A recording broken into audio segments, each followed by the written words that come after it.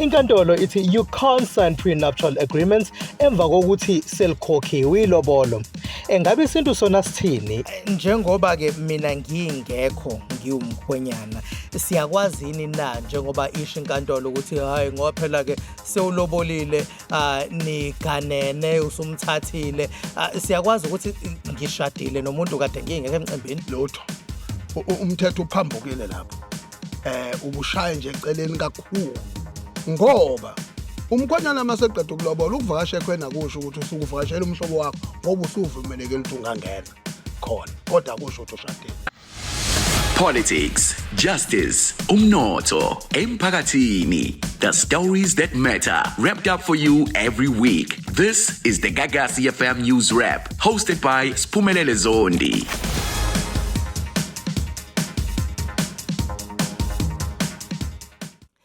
Hey Taola, igama uSiphumelele Zondo nondaba ofika nezindaba kuwona wonke amasonto khona la kwiGagasi FM News Wrap plus bheka khona izindaba ezinohlonze that happened in the last week.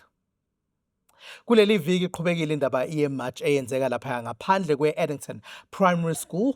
Kuleli viki kufike iOperation Dudula izojoyina yona iMarch and March kwase kufika neqembu lezepolitiki iMkhonto weSizwe Party, kanti ifikile nayi Department of Education besazi ukuthi ayizange ibe khona in the last week, kodwa bebekhona bethi bazobheka ukuthi kwenzekani. Uzokhumbula ukuthi laba bamashayo bathi abasifuni izingane zabo kufika ukuthi zivunyelwe kulesikole ngoba bathi zivala ikhala zeingane zakhona la eSouth Africa ukuthi zingakwazi zona ukungena kusona lesikole. Nangumuzi mhlambe uqhamuka kwi-Department of Education. But marching is a right of anyone, but as long as it does not disturb teaching and learning, more especially the psycho trauma that is doing to the young ones. We're speaking about 7 and below in terms of age, experiencing this traumatic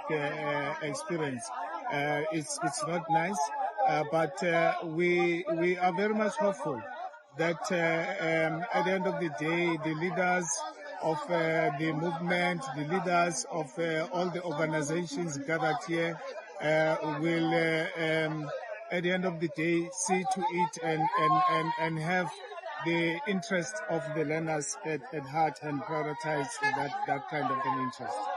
Walukube njengoba esho umhlambo ukuthi izingane ezincane lezi ezivinjwa ukuthi ziyongena esikoleni, kodwa ke uma ubheka imbizo esibe nayo uyakwazi ukuyithola lapha kuma platforms ethu online eGagasi FM. Kwimbizo siyathola ukuthi bakhona nabo kufika abavumayo ukuthi bangena ngokungekho emthethweni eSouth Africa, even though they would have legalized their stay after a while. Kodwa ke ziningi izinto ezikhulunywayo kuleyo mbizo. Wena eyakuma platforms ethu uzobe sewuyithola imbizo esibe nayo ngalo lolu daba.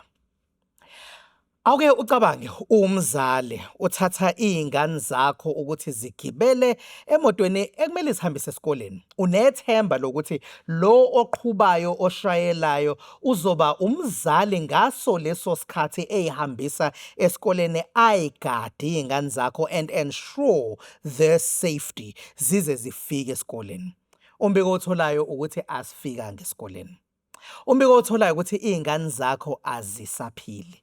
Iyona into esike sayibona yenzeka kusona isifundazwe saseGauteng le, simbona umshayeli weScholar Transport ongathi naye usethweswe amacala 14 counts of murder ukuthi ziphangalele lezi zingane ebekumele ngabe uzihambisa esikoleni.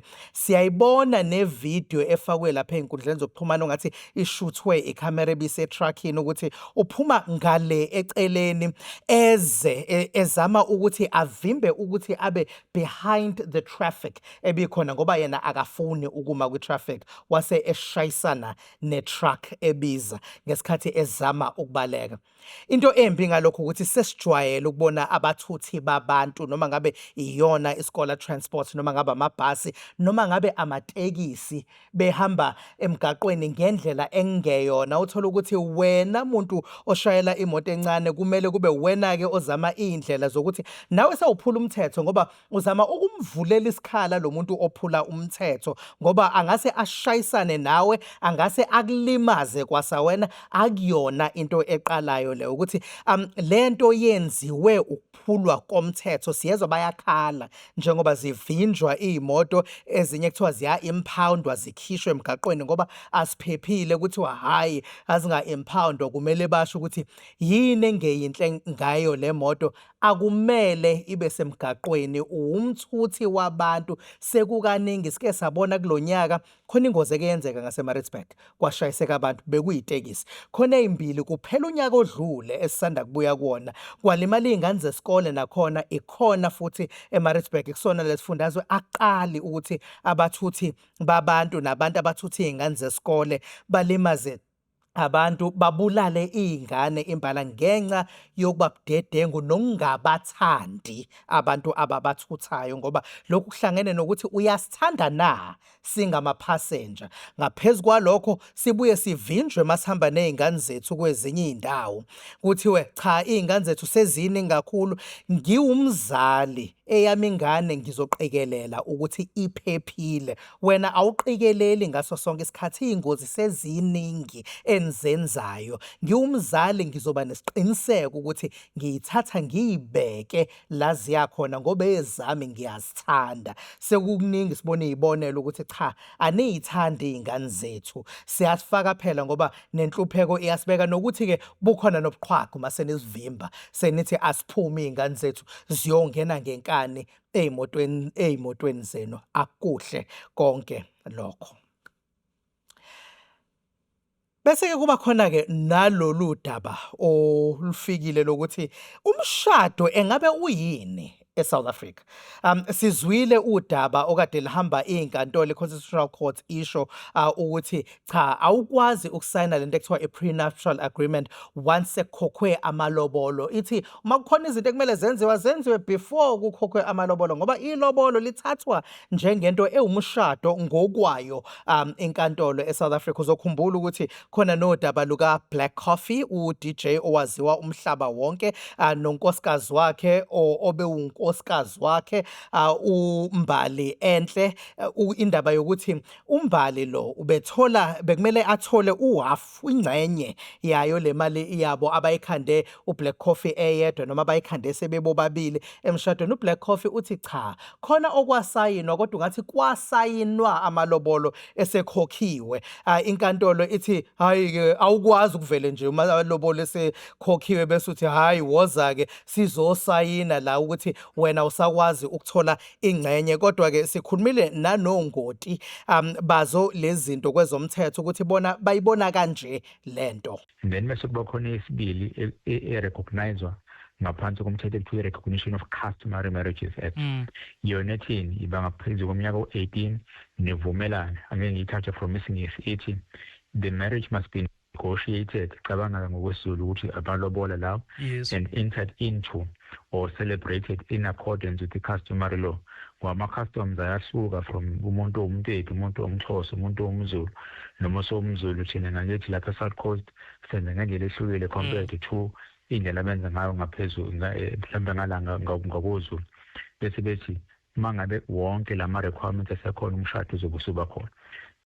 Uzikala lusipha ngehlo lomthetho. Heyi siyayihamba inkantolo ngalokho komshado. Ngonyaka odlule kwakuthiwa sesingathatha izibongo zamakhosikazi. Kulokhu-ke sikulokhu. Sibize ungoti kwezamasiko uDokotela uThulebone Mnyade ukuthi azosichazela ukuthi kahle kahle isiko lona lithini kuzona lezi zinto. Dokotela sawubona. Asibingelele Mfokazondi, sibingelele nababukele emakhaya. Dokotela uma ngabe ungasichazela nje ukuthi ngokwesintu engabe uma ngabe sesilikhokhile sesiphumile baphuma bakhongi bayolobola, engabe suke seshadile njengoba isho inkantolo? Asicacise lokho kuqala. Ukulobola kusho kusuke kusakhandwa ubuhlobo phakathi kwamathongo abantu ababili abalobolanayo abathandene kwasengena thina abazali phakathi. Okokuqala nje uma ucacisa ngelobolo mfwazondi ukuze umlaleli umbukele ekhaya acacelwe. Uyabona thina uphila nethonga lakaZonda. Mina ngiphila nethonga lakaMnyati. Njoba ngiphila nethonga lakaMnyati mangizothatha kini. Thina sithandene singazi ukuthi amathonga ahlanganisile ngale ngemuva. Egcineni mase sithandene thina ke mase sisolobolana sesiyakuveza kubazali abazo representa amathongo ethu womabili. Ngesikhathi sifika silobola siqala simemeza sicela ihlobo esihle. Sisuke somemeza simemezela amakhehla angasekho. Nezalukwazi engasekho. Nangapha mabelalela balalelela amakhehla abo angasekho nezalukwazi engasekho. Bese kushiswa impepho. Kubika ukuthi naba abantu bakwaMnyati beze labo Gagashi. Mase bebikiwe labantu baMnyati sekuyaqala ke manje kuzoxoxwa ke ngengxoxo ke yokulobola le mbandakanye izinkomo. Uma ke sesiqedile lokho niyazi ukuthi ba nezipho eziqhamuka kumkhwenyana. Ngesikhathi lezipho iqhamuka kumkhwenyana ilezipho ekuthiwa yibizo. Abanye ke bathi umkhehlo ohamba nongibhathisa abakhwekazi egcekeni mawuya ngapha eSouth Coast ekuthiwa ukudabula isifuba. Kodwa kuyinto eyodwa nina la eThekwini ke emalokishini kubiza ngobekubeke. Konke ke lokho kusuke kuzo mbeso kujatshuliswa inzala abantu ngoba ubonga umkhwazi wakho nabambisene nabo ukuthi ukuzalele umakoti ozovusa umuzi wakini hayi ukuthi osevuse ozovusa umuzi wakini. Ngalosikhathi makwenziwa lokho vese kusuke sekuwumcimbi. Kuzoba nezithombe senaphela ngama social media ezovela izitrend ezihambe lapha nalapha nalapha yabona nto ke. Angikuvimbi sewuhambe kakhulu ukhulume ngokucela ubuhlobo ukuthi uyabathumela abacela ubuhlobo. Uthumela obani ngisuke ngikhona mina njengomkhwenyana. Umkhwenyana akangeni ngaxolisa ungene emadeveni. Umkhwenyana akangeni inhlobo umkhongi umele umkhwenyana. Umele uyise umkhwenyana. Umele isibongo sakini njobe ethunywa lapha nomphelezeli wakhe nomabhalane bese kuba hoyedwa wesifazane ozokwazi ukuthi ke eqe ngale sililini akhombe enize ngaye enizomlobola like I. Njengoba ke mina ngingekho ngiwumkhwenyana siyakwazini na njengoba isho inkantolo ukuthi hayi ngoba phela ke sewulobolile niganene usumthathile siyakwazi ukuthi ngishadile nomuntu kade ngingekho emcimbini lutho umthetho uphambukile lapho ubushaya nje eceleni kakhulu ngoba umkhwenyana maseqeda ukulobola ukuvakasha ekhwena kusho ukuthi usukuvakashela umhlobo wakho ngoba usuvumelekile ukuthi ungangena khona kodwa kusho ukuthi ushadile. Kodwa wena ubudedengu ongafanele ubenze noba yinini ungenzi lezi zinto ekuthiwa izethembiso ngoba seniyaqoshwa kanti uthando lamanje u60% walo uyiscam verse egcineni. Ukuze ungalingi ugaxele lapho uzosuka ukuthi ukhuluma indaba usuqoshiwe. Yabo leyo nto iyohamba ngemva kwesikhathi kuvalele enkantolo. Ila umthetho ke manje uthole intuba yokungena esikweni lethu walingcolisa kodwa ngobudedengu bethu ngenxa ukuvaleka amehlo ngothando. Ngakho ke uma ngabe luqhubeka udaba ikuphi la sesingathi khona ke la sesihambe safika seshadileke la sesingabizwa njengabantu abashadile sebethathene uma sesifike la. Umshado uyimkhakha emibili angisho indlela yawo ngoba khona customary marriage imshado lo ohlukanisa amafa in committee of property ohlanganisa amafa zonke lezo zinto. Kodwa uma sekuxoxiwe umakoti waletha umbondo kini lo okuvula amasango ila ke ethi makuletha umbondo qedwe bese ke kubuya nedate usuku enizocaca ngalo ngesintu. Angifuni ukungena kakhulu kulo wesikholwa. Mase kuqhunywe lo suku umuntu o-coordinator yalokho umkhongi. Awukwazi wena umkhonyana usuke ungangena inhlobo wena nje uphethe izinto ze-entertainment yomshado wakho kodwa umkhongi uyamthuma uhamba yonke indawo engicabanga ukuthi uyangezwa okubalekile ke uma sumthumile umkhongi sekubuya ke mase kuyacacwa ke manje uma kugcacwa thina kukhona umuntu okhishwa inkosi endaweni yakini yakhele uma ungakhele indawo yenkosi uqasha noba ubani ozokwenzela umgcaco wesintu ngoba thina ashadi siyacaca intombazane iyacaca bese kuthi umfana uyacacelwa wena mkhwenyana uma sekuthiwe ke kwabuzwa esigcaweni ukuthi wena Bongiwe uyamthanda yini uDumsane buzo kuze kube kathathu akasithathi isicepha sishaye kuwena Dumsane wena omlobolayo kodwa usijikjela ephoyiseni ngesikhathi esijikjela ephoyiseni uthatha iphoyisa lihambe liyonika wena njengomkhwenyana uyangizwa kukhona ke lapho manje izicephe ezibekiwe angifuni ukukhuluma ngebhokisi ngoba ibhokisi into entsha ayikho esikweni kodwa khona izicephe ezibekiwe sekuzokwabelwa amakhehla la ekhaya ke manje useyabondloza emathongweni la ekhaya ngoba useyikhombile inkomo yokumqholisa esibayeni lenithi ayilale ayivuke uma sekuqedwe lokho ke usezobuya kumakoti manje ke esiyobikwa emsamo sewukuthi manithanda ukuthi ke niye emantsheni niyobhala incwadi yomshado noba niye esontweni ngicela umfundisi anibhala incwadi yomshado ninenezela lokho enikwenzile kodwa uma nithanda ngoba ekuthongweni lamathongo omabili ahlanganisiwe ingakho neinkomo ezibulawayo inkomo omncamo ngala ekhweni lakho umkhongo ufika nohlangothi ezokhipha umthemba bese kuthi ngala ngakeni kube inkomo yesikhumba hayi leyokuqholisa umkhongi niyashintshana ngenhlangothi nenanzi zakhona lelekitwane abanye bathi ke iguduso lesigaxa esikhulu lo nto ke mayiphambaniswa kusuke kuthenyeleziwe bese umakoti efakwe inyonga la ekhaya ayokwenza umshesanyongo ngayo emva kwenyanga ezesithupha eshadile sesiyivala nje yini esingayenzi ngendlela eyenze ukuthi umthetho uze wenze lokhu othi ukuphambuka komthetho yabona siphila emhlabeni kakasho mancenza yeke emhlabeni esithi sikhululekile kodwa sebesicendezelekile kunabantu abangazi ngamasiko kodwa babaholi kithi abazi ngamasiko kunabantu abazamasiko uhalf bebe bengabaholi kithi yila singena khona esikhisini